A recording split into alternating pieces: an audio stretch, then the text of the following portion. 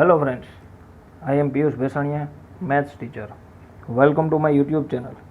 આજે ધોરણ 10ની અંદર પ્રકરણ 11 રચના આપણે ભણી રહ્યા છીએ, જેની અંદર આજે આપણે ભણવાના છીએ સ્વાધ્યાય 11.2ની પહેલી રચના, એટલે કે 6 સેમી ત્રિજ્યાવાળું વર્તુળ દોરો અને તેના કેન્દ્રથી 10 સેન્ટીમીટર દૂર આવેલા બિંદુમાંથી વર્તુળના સ્પર્શકની જોડીની રચના કરો. હવે વર્તુળના સ્પર્શકની જોડીની રચના એટલે એનો મતલબ એવો કે આપણે જાણીએ છીએ કે વર્તુળના બહારના ભાગમાં જો કોઈ બિંદુ આવેલું હોય તો આ બિંદુમાંથી વર્તુળને 2 સ્પર્શકો દોરી શકાય, એટલે અહીંયા સ્પર્શકની જોડીની રચના કરવાની કીધી છે. અને આપણે જાણીએ છીએ એમ કૃત્ય કે 6 સેન્ટીમીટર ત્રિજ્યાવાળું વર્તુળ દોરી તેના કેન્દ્ર ઓથી, આપણે અગાઉ નામ આપી દઈએ, કેન્દ્ર ઓથી 10 સેન્ટીમીટર દૂર આવેલા બિંદુ પીમાંથી વર્તુળના સ્પર્શકની જોડ રચવાની છે.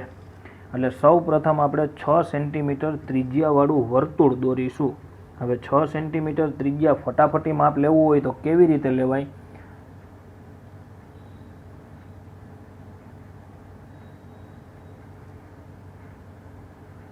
તો ફટાફટી માપ લેવું હોય તો જોઈ લઈએ કે અહીંયા રાખીએ સ્કેલ અને કરી દઈએ એક 0 ઉપર ટપકું અને એક ટપકું કરી દઈએ અહીંયા 6 ઉપર. હવે આપણે પેન્સિલની મદદથી અને પરિકરની મદદથી 6 સેન્ટીમીટર માપ આની ઉપર સેટ કરી દઈએ. પરિકર હંમેશા ઊભું લઈને માપ લેવું કે જેથી કરીને માપ એકદમ પરફેક્ટ આવે. તો 6 સેન્ટીમીટર માપ આપણે સેટ કરી દીધું છે. સ્કેલની અંદર પણ ચેક કરી લઈએ કે ખરેખર 6 છે.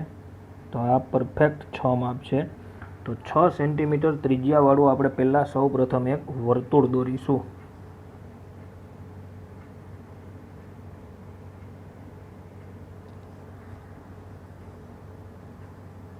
એટલે માપ રાખીને હું 6 સેન્ટીમીટર ત્રિજ્યાવાળું એક વર્તુળ દોરી દઉં.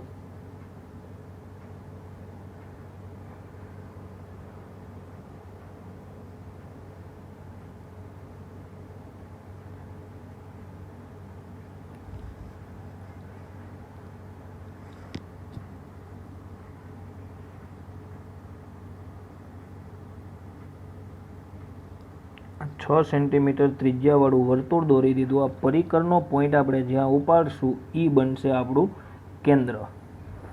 તો આ આપણા માટે છે કેન્દ્ર, જેને આપણે અહીં અગાઉ જ નામ આપી દીધું છે કે વર્તુળનું કેન્દ્ર આપણે લઈ લઈએ O. હવે વર્તુળના કેન્દ્રથી 10 સેન્ટીમીટર દૂર આવેલું હોય એવું એક બિંદુ પસંદ કરવાનું છે. તો આપણને વિચાર આવે કે આ બિંદુ કઈ જગ્યાએ આપણે પસંદ કરવું. તો તમે આમાં કોઈ પણ જગ્યાએ 10 સેન્ટીમીટર, ઘણી વખત બને એવું કે આપણે અહીંથી આમ 10 સેન્ટીમીટર માપ લેવા જઈએ તો અહીં 10 સેન્ટીમીટર જગ્યા જ ન હોય. જરૂરી નથી કે અહીંથી આમ સીધો જ લીટો દોરવો. આમ 10 થતું હોય તો અહીંથી પણ ચાલે, કોઈ પણ જગ્યાએ આપણે દોરી શકીએ. તો અહીંથી વર્તુળના કેન્દ્રથી 10 સેન્ટીમીટર સેટ થાય એવું એક બિંદુ લઈ લઈએ. તો અહીંયા 10 સેન્ટીમીટર, ત્યાં એક બિંદુ. હવે આ બેને જોડી દઈએ, જેને બિંદુ આપણે P નામ આપી દઈશું. તો 10 સેન્ટીમીટર માપ છે ત્યાં સુધીને આપણે એક રેખાખંડ દોરી દઈએ. તો 10 સેન્ટીમીટર લંબાઈનો આપણે એક રેખાખંડ દોરી દીધો. હવે આ બિંદુ જે આપણને P મળ્યું, આ બિંદુ P માંથી વર્તુળના સ્પર્શકો દોરવાના છે.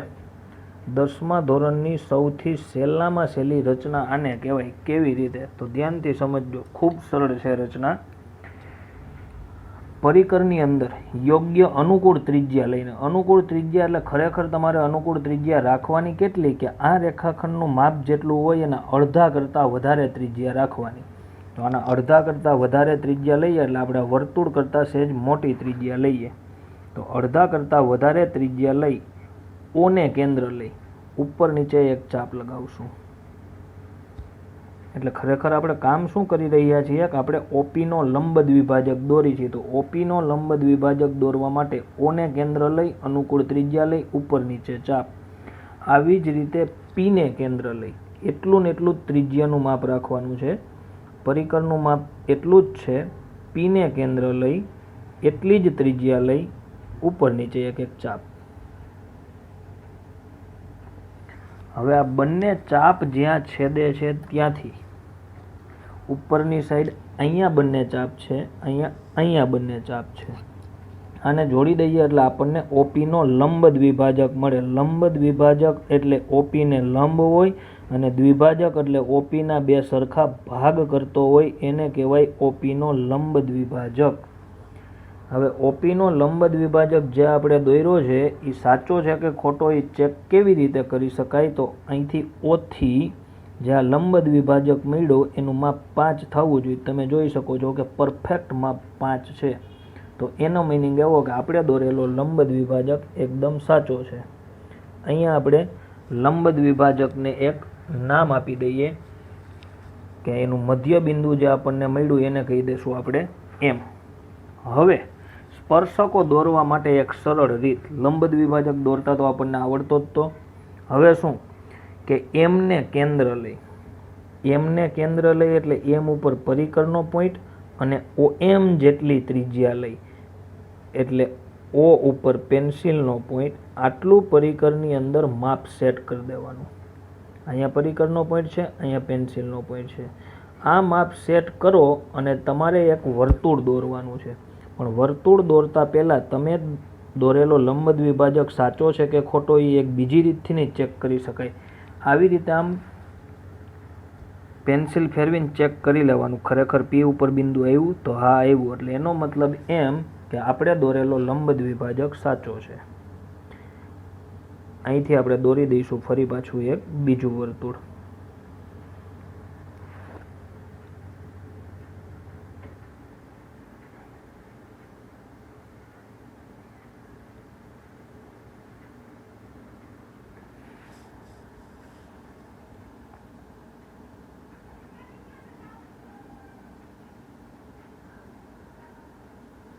હવે આ બંને વર્તુળ જ્યાં ભેગા થાય ત્યાં આપણે નામ આપી દઈએ કે આ બંને વર્તુળનું છેદ બિંદુ, બંને વર્તુળ જ્યાં ભેગા થાય આ બિંદુ ઉપર બંને વર્તુળ ભેગા થાય છે. અહીંયા એક નામ આપી દઈએ એ.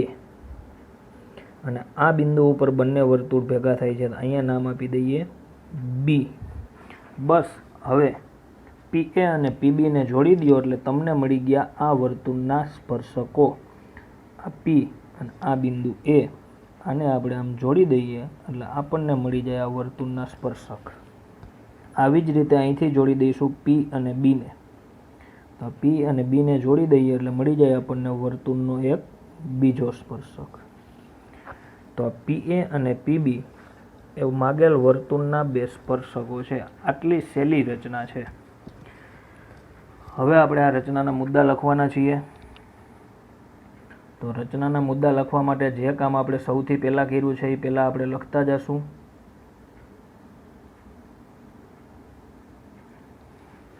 લખીએ હવે રચનાના મુદ્દા.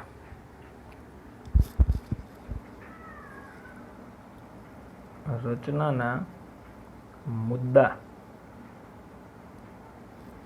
પોઈન્ટ વાઇઝ આપણે લખતા જશું કે સૌથી પહેલું કામ આપણે શું કર્યું હતું? તો સૌથી પહેલું કામ આપણે 6 સેન્ટીમીટર ત્રિજ્યાવાળું વર્તુળ દોર્યું હતું અને એનું કેન્દ્ર આપણે ઓ રાખ્યું હતું. એટલે પહેલો જ મુદ્દો આપણે એવો લખશું કે ઓ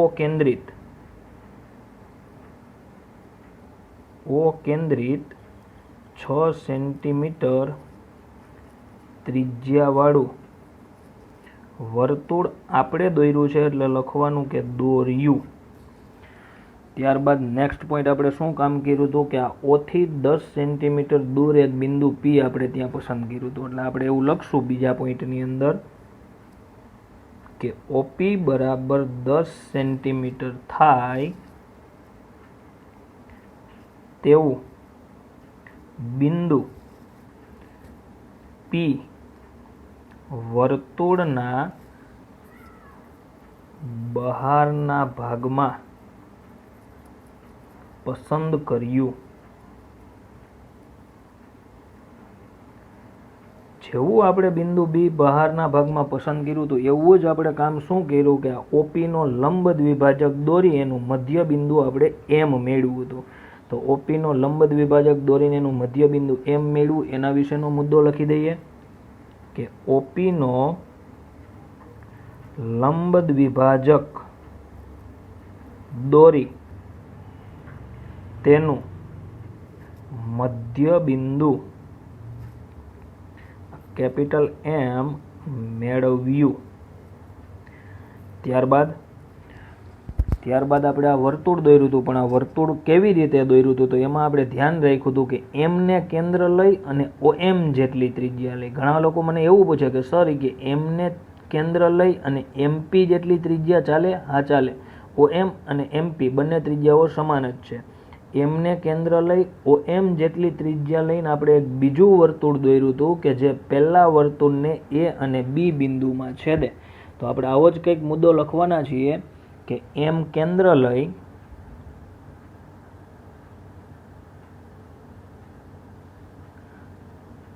અને OM જેટલી ત્રિજ્યા લઈ એક એવું વર્તુળ દોર્યું કે જે આપેલ વર્તુળને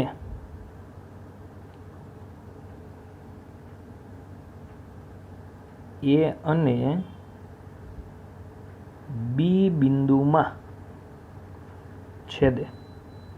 A અને B બિંદુમાં છેદે એટલું આપણે લખી નાખ્યું. ત્યારબાદ આપણે કામ શું કર્યું હતું? PA અને PB ને જોડી દીધા હતા. તો છેલ્લો પોઈન્ટ આપણો એ છે કે PA અને PB દોર્યા. બસ રચનાના મુદ્દા પૂરા થઈ ગયા. આમ PA અને PB માગેલ સ્પર્શકો છે. પણ અહીંયા આપણને કીધું હતું કે વર્તુળના સ્પર્શકની જોડીની રચના કરો અને તેમની લંબાઈ માપો. હજી એની લંબાઈ માપવાની બાકી છે, તો આપણે એની લંબાઈ માપી લઈએ કે આપણને લંબાઈ કેટલી મળે છે. તો આપણે આ બિંદુ A થી બિંદુ P સુધીનું માપ માપવાનું. તમે જોઈ શકો છો કે પરફેક્ટ માપ 8 સેન્ટીમીટર છે અને 8 સેન્ટીમીટર મળવાનું છે એ આપણને પહેલેથી જ ખબર હોય. કેવી રીતે એ પણ સમજાવું. અહીં PA બરાબર PB બરાબર 8 સેન્ટીમીટર છે. બેયનું માપ સરખું જ હોય, કેમ કે આપણે ભણી ગયા કે વર્તુળના બહારના બિંદુમાંથી વર્તુળને દોરેલા સ્પર્શકોની લંબાઈ સમાન હોય. હવે 8 સેન્ટીમીટર કેવી રીતે હોય તો હું તમને સમજાવું. અહીંયા જુઓ, પહેલાં તો OA ને જોડી દઈએ. આને કહેવાય મૂળ વર્તુળ, એટલે કે જે પહેલું 6 સેન્ટીમીટર ત્રિજ્યાવાળું વર્તુળ હતું એ વર્તુળની આ ત્રિજ્યા છે. અને હું ડોટેડ લાઇનથી જોડું છું. તો આ OA ને જોડી દીધા બાદ તમે જાણો છો કે આ OA નું માપ 6 સેન્ટીમીટર હોય. આ O થી P નું માપ આપણે 10 સેન્ટીમીટર લીધું હતું. પાયથાગોરસનો પ્રમેય આપણે અહીં લગાડીએ, કેમ કે અહીં કાટખૂણો બને, સ્પર્શક છે એ ત્રિજ્યાને લંબ હોય. પાયથાગોરસનો પ્રમેય લગાડીએ એટલે AP નું માપ આપણને 8 સેન્ટીમીટર મળે. પણ હજી આપણે યથાર્થતા લખવાની બાકી છે, કેમ કે રકમમાં આપણને યથાર્થતા લખવાનું કહેતા નથી, પણ ઉપર કહી દીધું છે કે બધી જ રચનામાં આપણે યથાર્થતા લખવાની છે. માટે અહીં લખી દઈએ યથાર્થતા.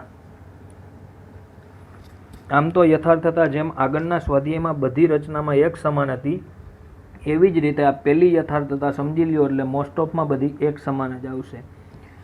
આપણે કામ શું કર્યું? સ્પર્શક દોર્યો. તો સ્પર્શક કેમ દોર્યો એને કહેવાય અહીંયા યથાર્થતા. તો યથાર્થતાની શરૂઆત કરીએ. OA જોડ્યો.